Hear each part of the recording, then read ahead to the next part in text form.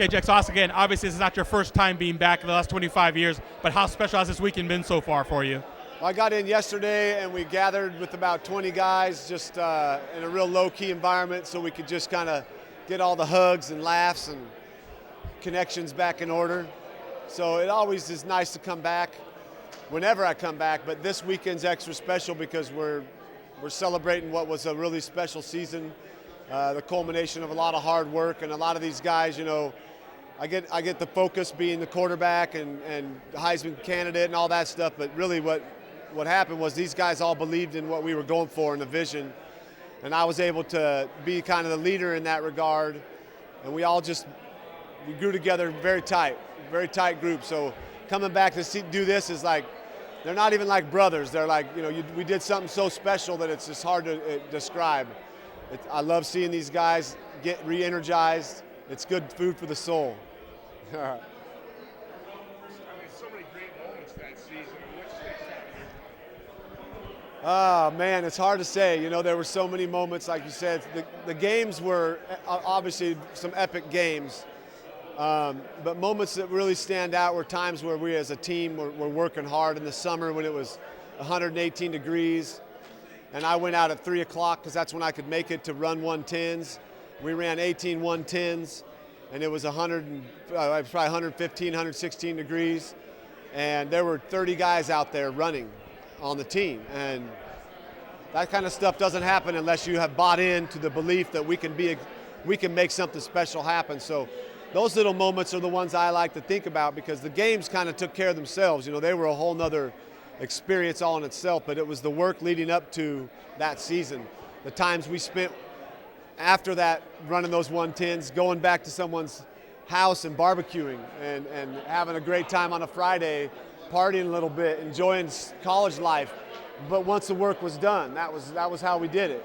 We got to work, guys. Let's work, and then when we're done, let's go have fun. So a lot of special moments, but you know, that Nebraska game had to be the one that just kind of let everybody know that we were for real.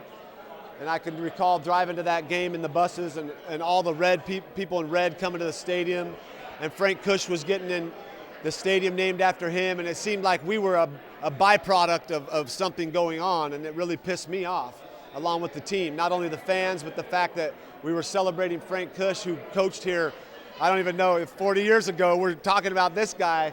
So he kind of set the stage for us to say, let's be legendary tonight. Let's change the whole story. Let's make people, yeah, we'll never forget about Frank Kush, but let's make them remember tonight and never forget tonight. And that was the theme going into that as a team. No one else believed, but we all believed as players we could beat them that day. And that was really the time that we bonded extremely and came out and realized if we put our minds together and we believe in each other, there's no one going to stop us. You know, you guys stayed on the field quite a while after that game. The goalposts came down and they wound up all over the downtown. Yeah. Crazy. I mean, it was crazy. Yeah, my brothers are here today and tomorrow hanging out, and they helped carry the goalposts down to Mill Avenue. Their shoulders were all bruised. They were jumping on it, breaking it down. Yeah, you know, that was an exciting time in the Valley here. The celebration that came from that, and then subsequent wins afterwards became, you know, it was a fun season, put it that way. The games were fun. The parties after the games were fun. Everything was good. We talk about the subsequent wins. I know the late Coach Snyder always preached one at a time, one at a time. But when you just run through the entire schedule, regular season undefeated, do you really feel invincible at one point? Do you feel like the ball is going to bounce your way eventually? We really embodied one at a time. I mean, we would win a game, and then he would make sure we let it go and get ready for the next game. And not even the next game. It was get ready for, we're going to go run 110s now in condition. We watched the game film. What's next, coach? Who cares who we got next? We got to run 110s. And it was always just focusing in on that. It was Zen for football team, one at a time. That was basically be mindful, be where you're at, be here now, be present. And so he really preached that to us. And yeah, man, we stayed focused. How could you not? We knew we had a special team. We're going down to play UCLA in the Rose Bowl. Do we have a little lack of focus there? Yeah, we didn't play too well at the very beginning, but we stayed together, we believed in each other, and we pulled that game out. And when you pull a game like that out, Jake, I mean, do you feel like I'm going to be back here on January 1st? I mean, do you get that vibe? I had the offensive bus stop, and I said, look at that stadium, guys, we're coming back. Put it in your mind right now. That's not for a while. We got to win next week, but right now, let's remember what we're going to be back here. So we had just a group of special guys with a lot of powerful brains, a lot of powerful beliefs in themselves, and a coaching staff that let us be who we are. And I'd always tip my hat to Bruce and that whole entire coaching staff. He put together a great crew of guys that brought the best out of each other. You feel like 25 years? Not at all, man. It's crazy. It's more than half my life ago. You know, I'm only 46, so a lot has happened since then. And I'm excited. It's just, you know, yeah, it's been 25 years, but it kind of sometimes it feels like yesterday when you get around some of these guys and just rekindle those feelings we had as young kids when we got here. So it's going to be a fun weekend. You missed some of your teammates, obviously, Pat, and Coach Snyder. Just your thoughts on those guys. It's really great to be here. Yeah, you know, I really miss seeing Coach Snyder. Was just such an amazing guy, and when he's coaching you, you know, as a college player, he's there for you. But when you get out of the game, you know, he was still here. And then when he passed after my career and everything, it was just, he's such a father figure. You know, I wish he was around just to be the confidence boost he gave me as an 18-year-old out of Boise, Idaho.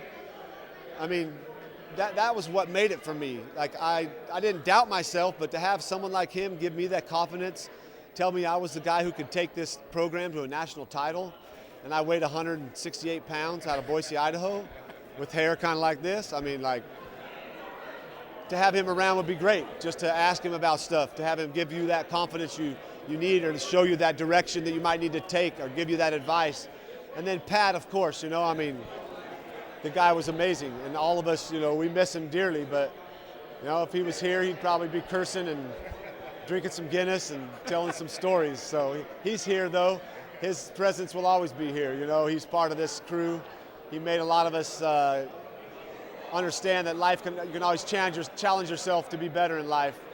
And when you get complacent, just remember Pat and step out of that complacency and start challenging yourself again. Jake, when you hear the term snake pass, Yeah. what comes to mind? Ha J.R. Redmond. J.R. threw me that ball, and he underthrew it. And he was upset, but I was like, if he had not underthrown that ball, I would have gotten tackled for 5 yards, but he underthrew it. So when I came back to catch it, as I caught it, I looked up, and like right now through this crowd, I see my line to get to the footballs. It just showed up, you know. So if he hadn't underthrown that ball, there would be no snake pass.